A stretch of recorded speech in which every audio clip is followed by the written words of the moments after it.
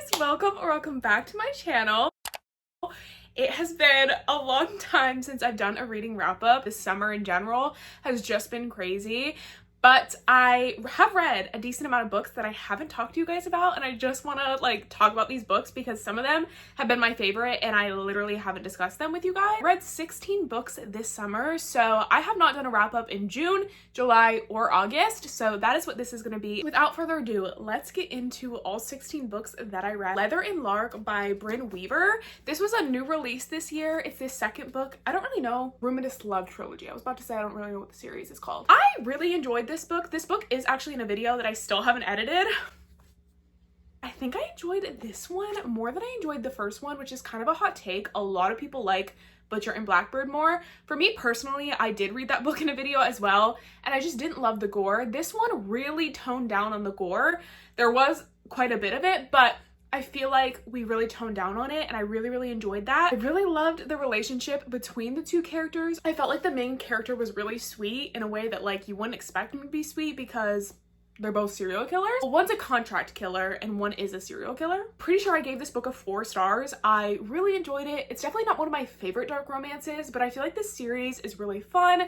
I think it's very entertaining. It really has a good plot. I would recommend it if you're looking for a dark romance, but also rom-com-y vibes. Then I read a book that I have had sitting on my shelf for quite a while, and I don't know why I haven't read it because I read every other thing by this author besides their newest release, Happy Place by Emily Henry. We all know how much I love Beach Read. Beach Read is one of my favorite books of all time. When I read that book, I genuinely connected to it on such a deeper level. It was so good. So I've been super excited to pick this one up because I was like, okay, how am I going to feel about Happy Place? I liked it. I felt like the characters were good, the story was good, but I just did not connect with it like a lot of people connect with it. Like my best friend, as soon as I read the first 3 pages of this book, knew my best friend was going to connect with this book. I immediately texted her and was like, you have to read Happy Place right now. You will relate. I did like the relationship. I thought it was cute, but I can't remember much about it. I can't remember a lot about this book, and that makes me really sad because it's an Emily Henry. I didn't love this book, unfortunately, but I enjoyed it, and I would recommend it to a lot of people because I think Emily Henry's writing is really amazing, and I do think that her way of telling a story is beautiful, and I do think her characters that she develops are beautiful, and her quotes are what get me. I love the way she writes and the quotes that she puts into her books. I didn't connect with these characters and the story, so that's kind of why I don't love it. So I would give it a 3.75. I started a dark romance series, Hollow Boy series by Monty J. I saw Larry Reed's reading it, and of course anything that Larry Reed's recommends I will immediately pick up, and I'm so glad I did. It is a 5-book series. I read 3 books back to back. First one is The Lies We Steal. What is his name? Alistair and Briar. I really liked this one. I gave it a 4 stars. I thought it was super entertaining. I thought the plot was really good. I really liked the characters. These guys are criminals, and they really just stick to what they know, which is each other, and they went through something really traumatic with their friend, and there's a mystery behind what really happened to her, and they're trying to solve it, trying to find who did it and all that stuff. The relationship that these two had was really cute. Cute's the right word because some of the stuff he does is questionable, but because this is a dark romance, check your trigger warnings, know what you're getting into. To some, this would not be cute, but to me, it was oh, I see what you're doing. But that's just me. This is very memorable to me. I loved this story, and I loved the characters, so would recommend this. I'm gonna start giggling because then we went to book 2, which is The Truths We Burn, and this follows Rook and Sage. Rook is a part of the same friend group that Alistair is a part of. Sage is actually the sister of the girl who died, and she's had a really traumatic past. I loved this one. I gave this one a 4.5. This is the best one of the series so far that I've read. I think another one has the potential to be on the same level as this one, but this one, Rook and Sage, I loved them. I thought that their connection was amazing because you sort of see them in the past and then you also see them in the present. So you go through what the relationship was in high school and now that they're like in college and out of high school and away from all that. A beautiful story. I loved them both. I thought that their connection was amazing. Like, I thought that Monty J did so good with these characters, and I'm so happy that I read this series purely for Rook. That man, like, I actually need to breathe for a second because I'm thinking about all the things he said to her, and I'm like, I'm gonna start blushing. He was perfect in every single way. I loved him, and I think that you should read the series purely for this book because it is amazing. And I went on to book 3. Now, I thought that one of my favorite guys of the group was getting the 2 books. Unfortunately, that's not what happened. It was the other guy. This couple in this story has 2 books. So this is The Blood We Crave Part 1. This one follows Thatcher and Lyra. This trope I do not enjoy. This is actually going to be a stalker romance. She is the stalker of him, and she's had some traumatic past that leads her to having this sort of infatuation. He knows about it, so he like doesn't really care, but also like she steals memorabilia from him and like sniffs it. For me personally, I don't love. Personally, for my book taste, it's something that like draws the line between like, oh, like you have an infatuation to, oh. I think they're cute and adorable. Yes, I do think they're a good couple. I think they're actually made for each other, but I didn't love them. I gave this one like a 3.25. I do think that the plot of this couple and what the next book is going to be entertaining. They're not my favorite couple, which is like shockingly because I think they're a fan favorite. I'm excited to continue because my guy saved the best for last, I think, because I fear he's gonna be my man. Like, that's gonna be my man. I got away from dark romance a little bit and I read Carly Fortune's new release, This Summer Will Be Different. I thought it was cute. And that's about as much as I have to say because I do not remember very much. I think it's best friend's brother and they like hooked up in the past. I think we do past and present point of view. I thought it was cute and adorable and I thought it was a really fun read. I gave it a 3 stars. There's like nothing too memorable about it, but it was really fun for the summertime and like getting in the mood for summer. If you're looking for just like a palette cleanser, this is the book for you. Okay guys, this is where we get to a 5-star. Are you guys ready? This is one of my new favorite books. Like, this is a book like I hope when you think about me, you think about this book because I love this book. It's so underrated. Why are people not talking about this book? Because it's so freaking good. It's Where in This Life by Renee Carlino. Now, I have read a Renee Carlino book before. I read Before We Were Strangers. Pretty sure I read it in a video when I was like still in my dorm in college and I really enjoyed it. This one, 5 stars. 5 stars. I think I just read this at the perfect time in my life. Basically about this girl and she had a really tough childhood. She found comfort within her best friend that like lived close, okay? Well, in her adulthood, she sees that people are talking about this book. And you know what? She's like, fine, you know what? I guess I'll read what everyone is talking about. She reads this book. Lo and behold, this book is about her life. This book is about her life. So she's like, what the fuck? Like, the only person that knows this stuff is my childhood best friend turned romance lover, you know, like when they were children. The way this book like changed my life, like books that change your life like are the best books. Like, this is why I read. For books like this is why I read. Because the quotes in this, like I actually want to read you a quote. It says, I could feel myself crying in the dream, but the old face wasn't moving. I was so scared that would be me, just paralyzed by the fear, paralyzed in one moment of time while the rest of the world was moving on. We can't always control our circumstances, who our parents are, where we live, or how much money we make. But in those rare moments when we can shape our fate, when we do have the power to make our own happiness, we can't be too scared to do it. Messages like that just like truly sit with me. And the way that this book does it is truly in a way that will make you sob and like make you genuinely like yearn for your experience of reading this book for the first time. Like, I recommend this book so much. I love it so much. And I don't really want to say more than that because that quote just in itself just shows the message that this book brings and how beautiful it is. Okay, next. What's next? I read a new release, which was Love Unwritten by Lauren Asher. This book is a brick. I forgot how long this book was. I can't really remember too much of it, but I remember really loving it. I remember eating this book up on my Kindle. Like, I was tapping that screen like it was nobody's problem. I thought it was really, really fun, but also super emotional and very Like, Lauren Asher knows how to put depth into her characters, which I really, really enjoy. I think I would give this book like a 4 stars. It was really fun, super interesting. It's a single dad, which, as we know, of course I love a single dad. I thought that the relationship that the female main character had with the kid was super adorable, and I loved seeing the dad's relationship and the child's relationship grow stronger throughout the story. I thought that was super cute, and I loved them so much. Lauren Asher's writing is always just on top. So next, I read Madam by Sarah Kate, which is the last book in this Delicious Players Club series.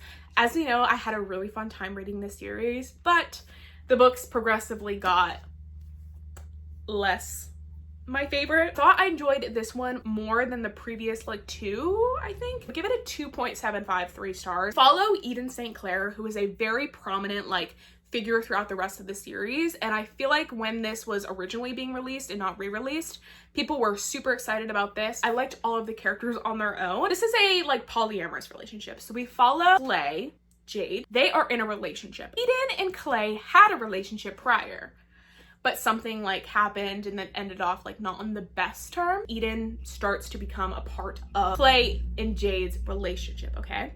Me personally, I felt like this book was more about Clay and Eden than it was about Jade also being incorporated into the relationship. I thought that she kind of felt like a third wheel. I just felt like we kind of looked over her as a character, and also there were just some points of the backstory to our individual characters that were not fleshed out, weren't talked about enough, that I feel like would have benefited this story. Really entertaining, spicy reads if you just want to like go through books fast and like distract your brain. These are perfect for it. I think they're really fun, and I would recommend them. You might enjoy a couple of these books more than I did. A Novel Love Story by Ashley Poston. This is a new release from this year. So I wish I saved this for the fall. Yes, okay. I wish I saved this for the fall, but I literally could not buy it and not read it. I had a really good time with it. I thought it was super fun. The premise of this book is super interesting. I don't know how she thinks of this stuff. It's about a girl obsessed with this one like small town series that she reads, which like is like so relatable. And she actually breaks down, like her car breaks down, and she ends up somehow in the town that she's reading about. She meets this guy, and he like sort of like doesn't fit in. She like doesn't recognize him because all of the characters from the book series are in this town, but she's like, where the hell are you coming in? Because I don't recognize you. There's a mystery, like what is he doing here? So she's trying to figure that out. Eventually she does. I did see it coming. Like it wasn't that much of a plot twist in this book. Like not like it was supposed to be a plot twist. I did sort of guess who he was and how he related to this entire story. The relationship was cute. It wasn't like my favorite relationship ever, but I thought that the story was really fun and I had a good time. So I gave this book like a 3.75. I really enjoyed it. I thought it was cute. I would recommend it.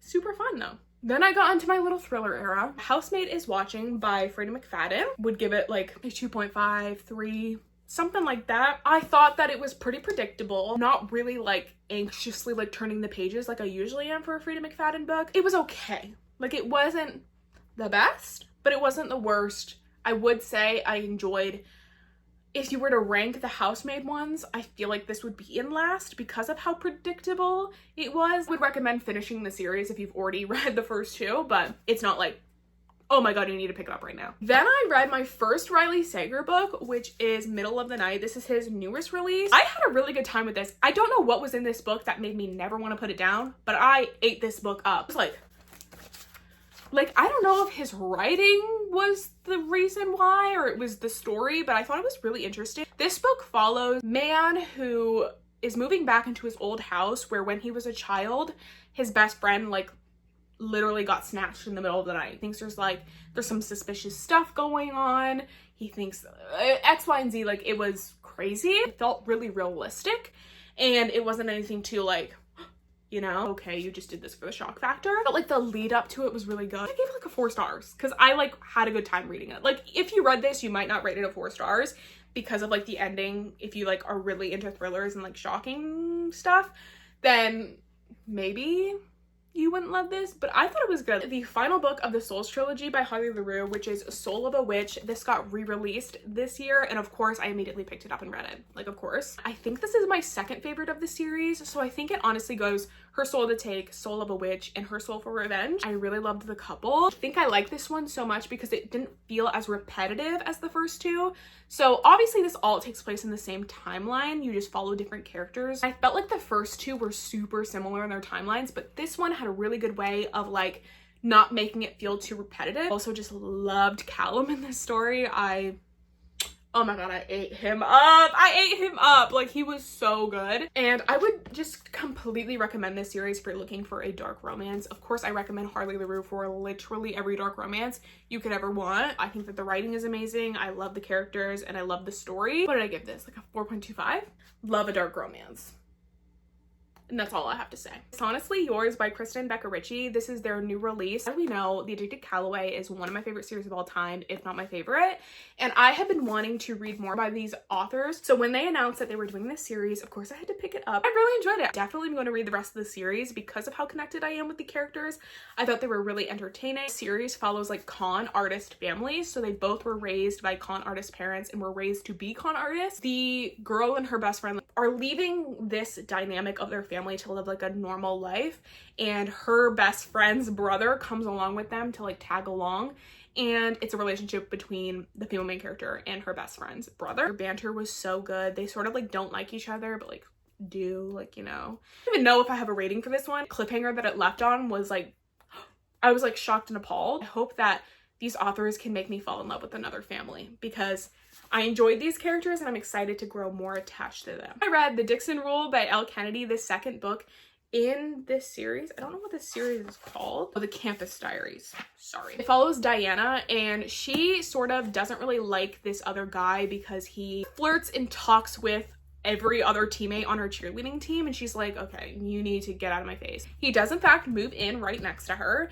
and they don't really like each other, so she's kind of petty in some points, has it out for him a little, but then they start a friends with benefit, like, mutual situation. I enjoyed this book. I thought it was cute. I liked the relationship. I did think that the female main character at some points was really doing a lot, and I didn't love that because I was like, girl, he didn't really even do anything. I would give this book like a 3.5. I do think that some points at the end that the characters were going through was really heartbreaking and like almost made me sob because like, I get you. Like, I get what he was saying. I was like, I literally get you so much. I definitely enjoyed the first book more than I enjoyed this one. Last book that I read was a highly anticipated release. Like, I was looking forward to this book all year when it got announced. Daydream by Hannah Grace. This is Henry's book in the Maple Hill series. Now, if you know anything about this series, you know that Henry has been a book that we've been wanting the entire time, and I'm so happy we got it because this book ate. This book delivered. This book was everything I wanted and more. I gave this book a 4.75.